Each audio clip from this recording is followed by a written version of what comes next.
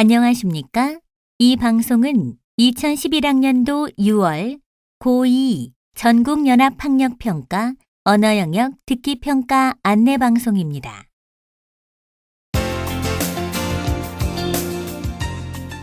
잠시 후 2011학년도 6월 고2 전국연합학력평가 1교시 언어영역 듣기평가 방송을 시작하겠습니다. 수험생 여러분은 편안한 마음으로 방송에 귀를 기울여 주시고 방송 담당 선생님께서는 스피커의 음량을 알맞게 조절해 주십시오.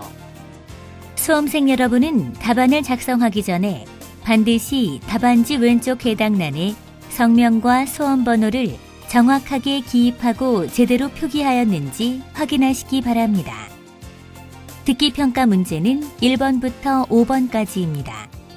방송을 잘 듣고 문제지에 있는 5개의 답지 중에서 맞는 답 하나만 골라 답안지에 해당란에 바르게 표기하십시오.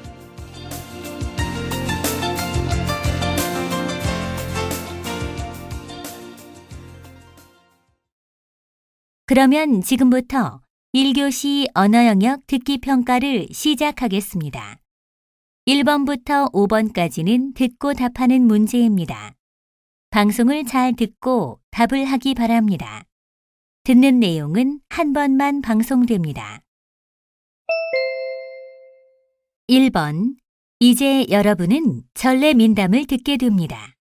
잘 듣고 물음에 답하십시오. 옛날에 어떤 시골 양반이 딸을 하나 두었습니다.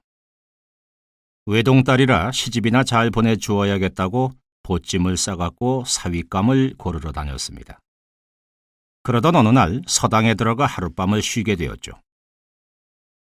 그런데 글방에서 공부하던 아이들 중에서 반듯하게 생긴 아이 하나를 발견하고 마음에 들어 글방 선생에게 자기 마음을 털어놓았습니다.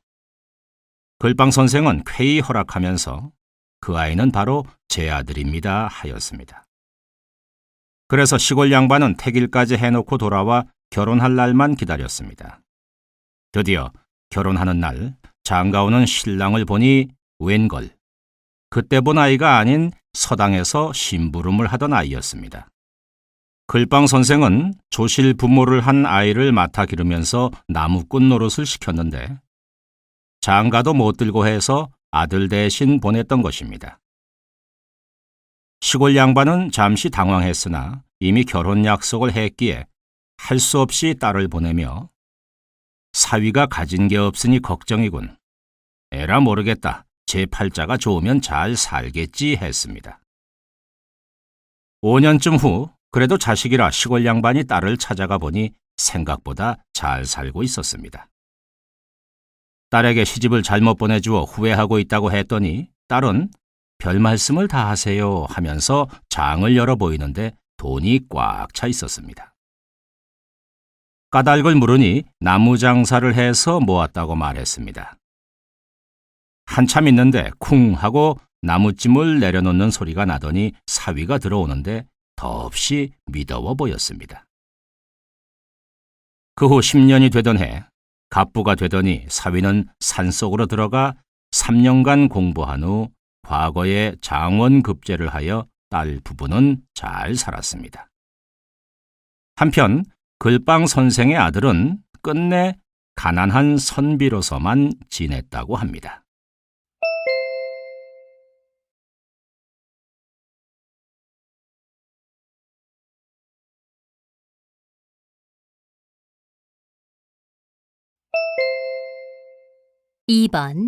이번에는 강연의 일부를 들려드립니다.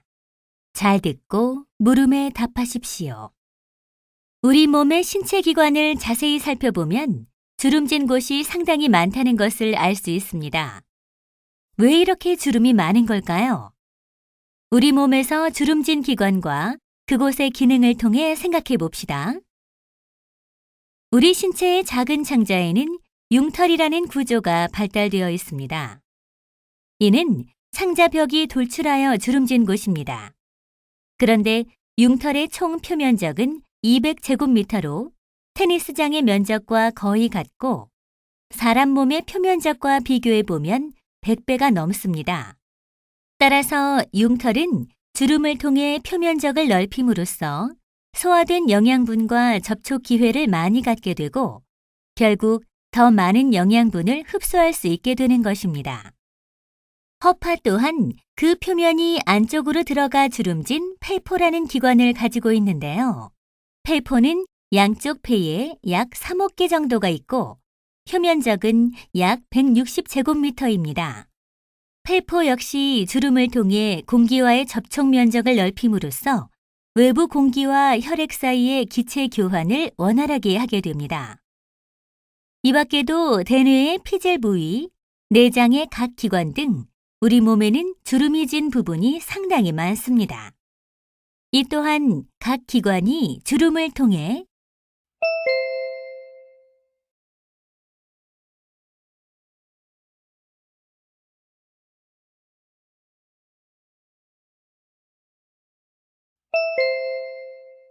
(3번) 이번에는 방송의 일부를 들려드립니다. 잘 듣고 물음에 답하십시오. 이번 주 들어 더위가 기승을 부리고 있습니다. 어느새 여름이 된 것 같습니다. 오늘은 민속학자이신 김 선생님을 모시고 여름 하면 생각나는 복날에 대해 말씀을 들어보겠습니다. 안녕하십니까? 안녕하십니까. 복날은 매년 일정하지가 않던데요. 왜 그런가요? 그것은 복날이 양력으로 정하는 것이 아니기 때문입니다. 복날은 초복, 중복, 말복 이렇게 3번 해서 삼복이라고 하는데요. 하지와 입추를 기준으로 정합니다. 하지가 지난 다음에 3번째 경일이 초복이고 4번째 경일이 중복입니다. 올해 하지가 6월 22일이고 24일이 경술일이니까 초복은 7월 14일이고 중복은 7월 24일이군요. 조금 복잡하군요. 그런데 경일이 무슨 뜻입니까? 경일이란 말은 날짜를 갑자, 을축, 병인 등의 간지로 표시할 때 경자가 들어있는 날을 말하는데 10일에 한 번씩 돌아옵니다. 그럼 말복은 5번째 경일인가요? 중복에서 10일 후가 8월 3일인데. 그렇지 않습니다.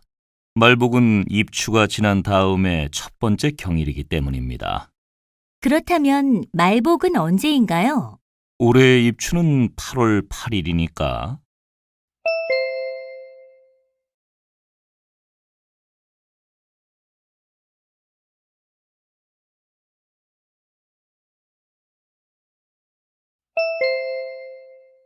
(4번과 5번) 이번에는 어느 학급 도서부의 토의 내용을 들려드립니다. 잘 듣고 4번과 5번 두 물음에 답하십시오. 지난달부터 옆반에서는 자기 반 학생들끼리 책을 돌려 읽는 윤독 운동을 전개하고 있는데 반응이 아주 좋대. 선아하고 현수, 너희들은 어떻게 생각해? 우리 반에서도 윤독 운동을 전개했으면 좋겠어. 윤독 운동은 우리들이 책을 쉽게 접할 수 있는 좋은 기회가 될 거야.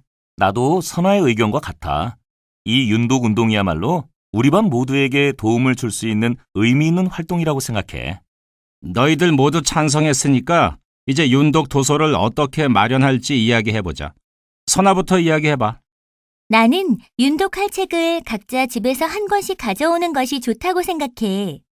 중학교 때도 그렇게 했는데 친구들의 호응도 좋았어. 따로 비용도 들지 않고 쉽고 편하게 책을 준비할 수 있잖아.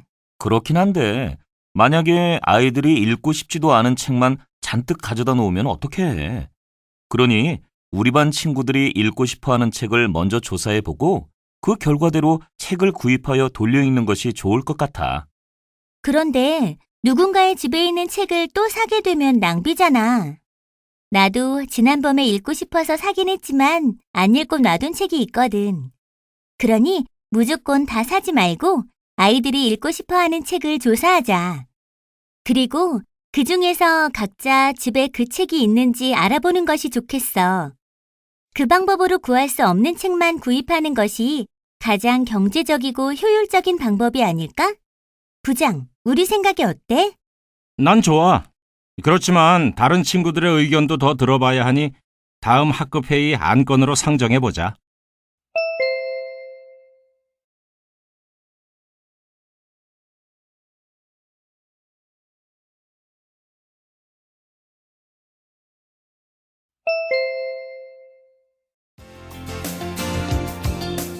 이제 듣기 문제가 끝났습니다. 6번부터는 문제지의 지시에 따라 답을 하기 바랍니다.